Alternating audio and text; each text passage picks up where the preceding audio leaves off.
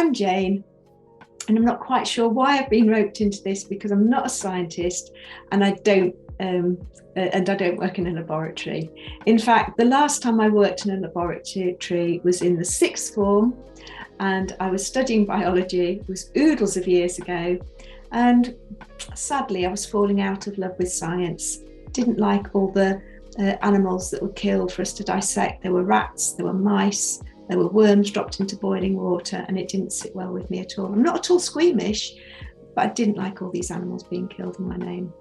However, the reason I've got roped into this is probably because I do work in the chemistry department at the University of York. I work for a small organisation called the Centre for Industry Education Collaboration. As I said, we're small, we make very few ripples within the university, but as I'm going to tell you, we make huge waves beyond. So you might be thinking that perhaps I never liked science very much, but you'd be wrong.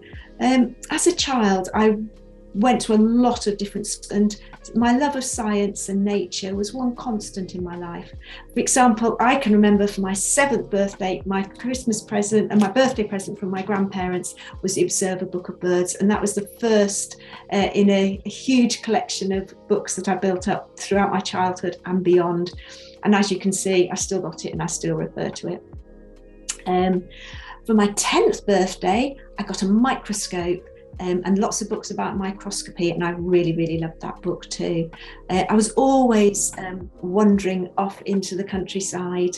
I had a big collection of empty eggshells and animal bones that I carefully curated and which fascinated me. And nothing improved my day more than finding a maggoty bird, a dead maggoty bird, and watching everything that happened. As I said, I'm not squeamish at all, and I found it all fascinating.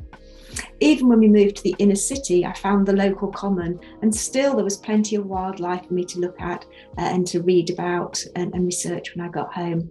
In fact, while we were there, we used to have outreach workers come to the inner city school and take us out to the countryside. And I can remember I really stood out because not only did I know the names of all the plants and animals, I knew facts about them. I can remember surprising my teacher when I was able to not only identify a dead nettle, but tell her that it was in the same family as celandines, and you could tell because it had got a square stalk. Then I moved to another school and I palled up with another keen scientist, and we decided we were going to discover the best cure for stinging nettle stings. So we collected dock leaves and crushed them with cold water. We did the same with stinging nettles to make another potential cure. And then because we wanted to have a comparison, we just used plain water as well. Then we stung our arms and we blindfolded each other so that we couldn't see which ones were being tested, and we tested the 3 solutions, and sadly the cold water turned out to be the most effective. I was lucky enough when I went to my next school, I was actually there for 3 years, which was a long, long time for me. I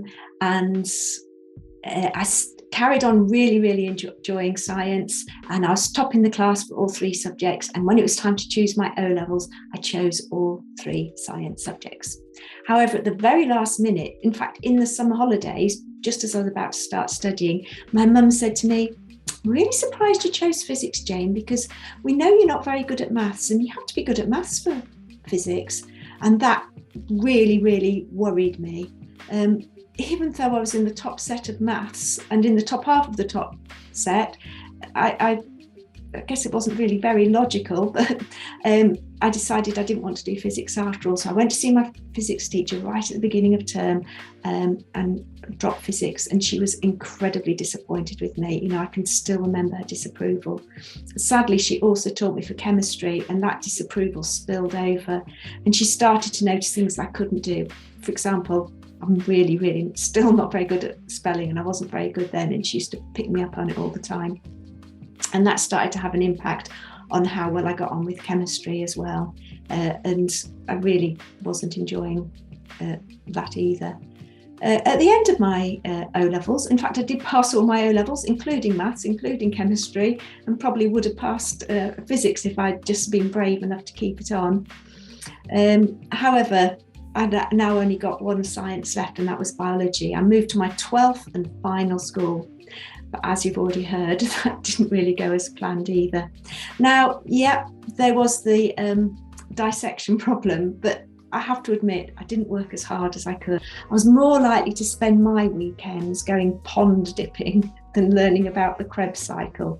So my sixth form wasn't good.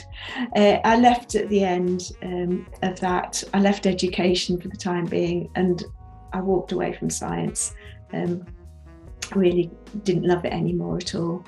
Luckily for me, for my education, the Open University came to my rescue, and I graduated with a first class honours in developmental psychology and social sciences. I was able then to do a PGCE where I specialised in primary science, and over the decades one thing led to another, and that's how I ended up at CIEC, which is a job which I'm really love. It wasn't on my career plan by any manner of means, but it was really meant to be. It's a place where I really feel like that I belong, where I belong to a team of professionals who I really respect. We work with teachers from as far south as Cambridgeshire to as far north as Aberdeenshire. We also work with, as well as the teachers, we work with the children, and we also work with scientists, and we put them all together, and we've seen that can make a really, really big difference. So I'd be lying though if I didn't tell you that when I look back to the choices I made when I was younger, I don't regret it. I do sometimes regret it. Just think, if when I was in the sixth form, instead of being asked to drop a worm into boiling water, I'd actually met an eco-scientist.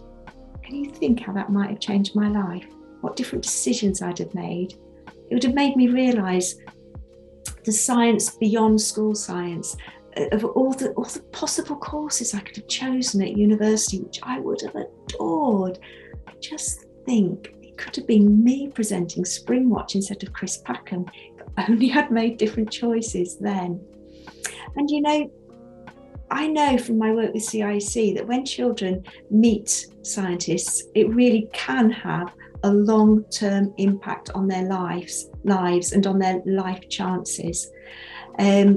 We've got over 30 years of data, and there are scientists out there today that tell us that it was when they met the scientists that we put them in touch with and did the work that we did with them, that's when they decided to become scientists. So it really can make a difference.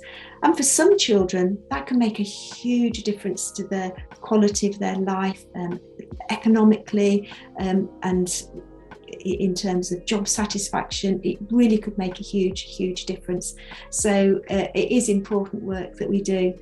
As far as me though, don't feel sorry for me. Do you know what? I still have a collection of eggshells and skulls. I still get to actually work with children who are as equally fascinated in my collection as I am, and I still get to go pond dipping occasionally and get paid for it. So I'm living my best life, but it would be lovely if we could work with even more scientists and put them in touch with school children so they could lead their best lives too. Thank you for listening.